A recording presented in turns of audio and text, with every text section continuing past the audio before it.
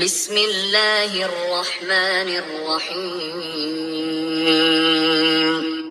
দয়াময় পরম দয়ালু আল্লাহর নামে।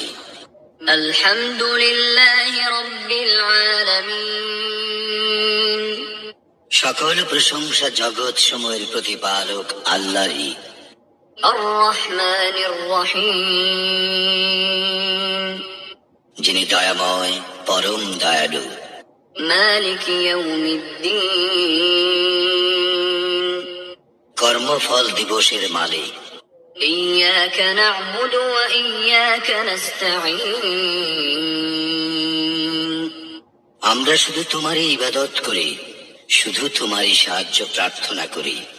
ইহদিনাস সিরাতাল মুস্তাকিম।